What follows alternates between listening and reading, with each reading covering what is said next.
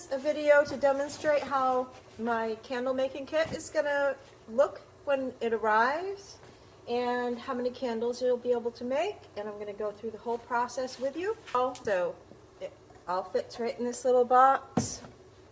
So you can buy it with the pitcher and the essential oil. This is a lavender kit.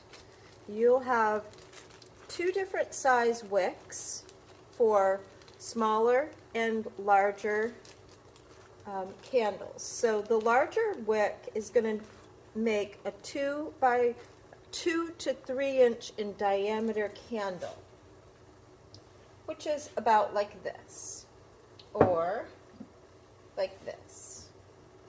So I think this one is 3 1/4.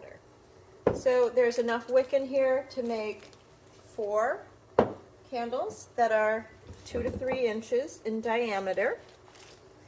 And there's also the same amount of wick that can make a 1 to 2 inch diameter candle, and you can of course make more of those.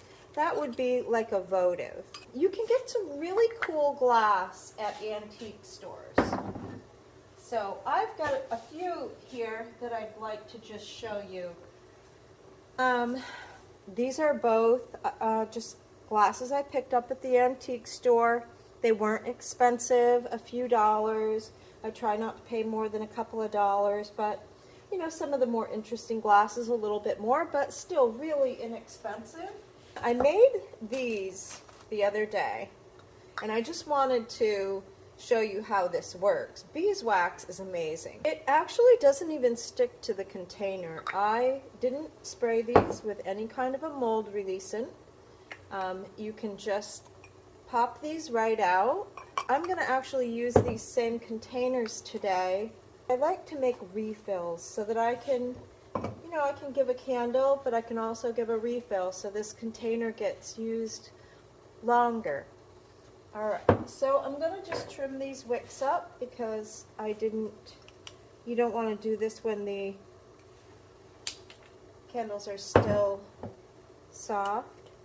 So there I go, a little more than 1/4 inch.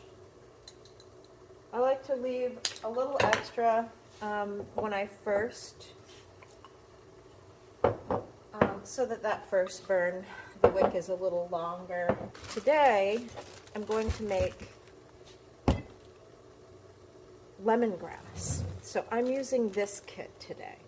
So I've got my green dye chips, I've got the large wick, and I've got my lemongrass oil and my stirring sticks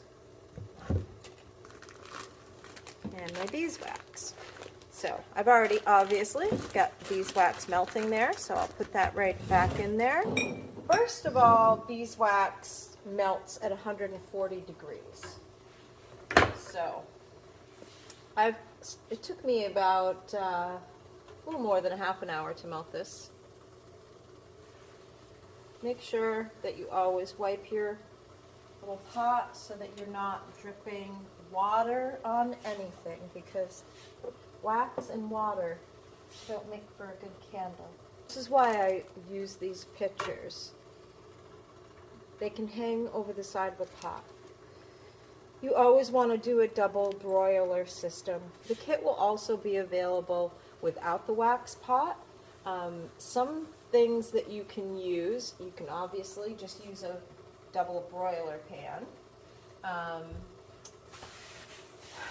I've bought some old coffee pots that are some of the old like ceramic percolator pots, old camping kits that have the coffee pot. It cleans out of the pot really easily. You won't ruin your pots and pans. I just put mine in the oven on the lowest temperature, let the wax melt, wipe it out with a paper towel. And first thing I'm going to do is I'm going to get my wick out, and I'm going to get my wick tabs out. So the last time I did this, I dipped the wick into the wax first. This time I'm gonna wick the tab first and then dip it. So I'll just get a little measurement. I think this one, that's good. Cut that.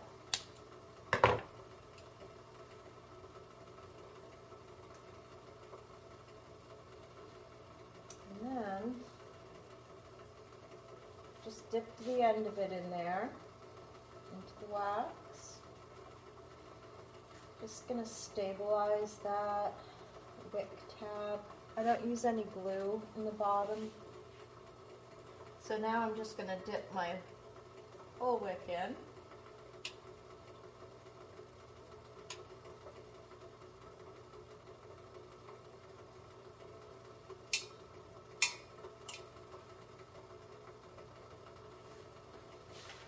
Then I'm just going to lay that there.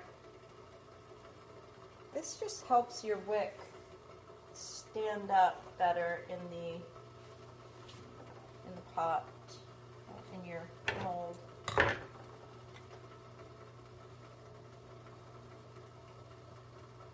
Actually, I might as well put my chip in and let these start. I'm going to start out with just part of a chip. I'm not really sure how much it's going to take to get the color that I want.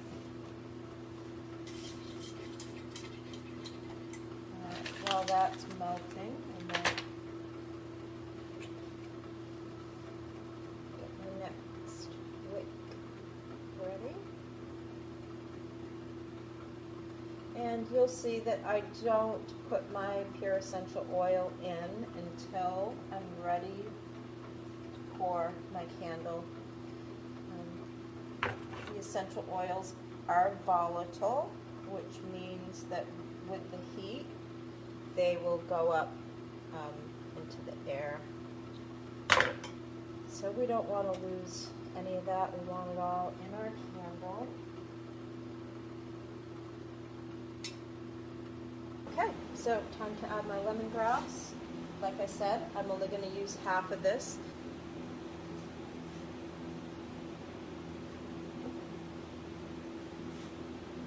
Because that wax is a little sticky, I can just press it into the bottom of the candle. This is why I dip it in the wax before I make it. That way they're stiff. I can get them to stand up, and as soon as I pour some wax in the bottom, it'll hold it right there. This is how you tell when your wax is ready to pour.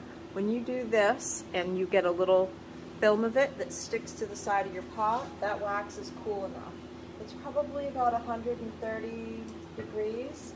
All right, just pouring a little bit in the bottom, just so that I can center that wick right where I want it. The wax starts to firm up in there, and it just holds it right there. Just a little bit there. Center that wick.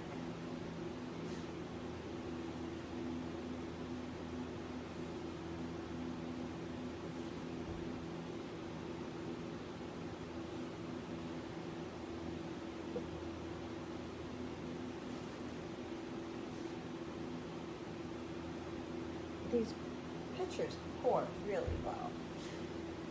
You're using a pot, just like a pan. It's not going to be quite as easy. You don't want a mess. You don't want to waste any of that wax. You don't want to waste any of those pure essential oils.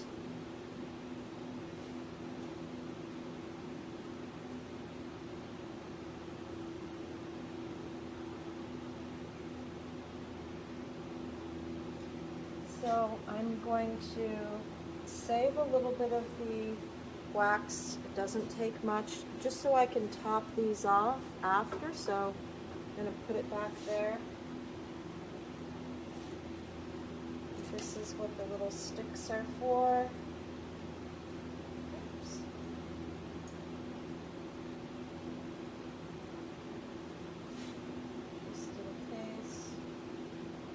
this is going to start to solidify on the top very quickly, and then you're not going to have to worry about it. If you don't coat your wick, it'll slump in, it'll bend, and it'll droop. So those are going to be cooled off pretty quickly. I already showed you the glass. You know, go to an antique store, Salvation Army, Goodwill. There's really cool glass out there, and you know, this keeps it out of the landfills. And you know, it's just such a shame when I see really cool glass get thrown away.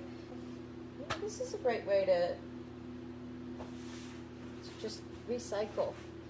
On the 18th, I'm going to do a live video. So one last thing, I'm going to take this and I'm going to put it over here. If you pour your wax when it's too hot, you will have a break around your wick. It'll split. Instead of just settling where it is, it'll spread out and you might get that break. If that happens, always just save some of your wax. Watch your candle. And if you see that it's starting to pull away, just poke a little hole. That way when you top it off, it'll fill that crack in. And I'm ready to top these off.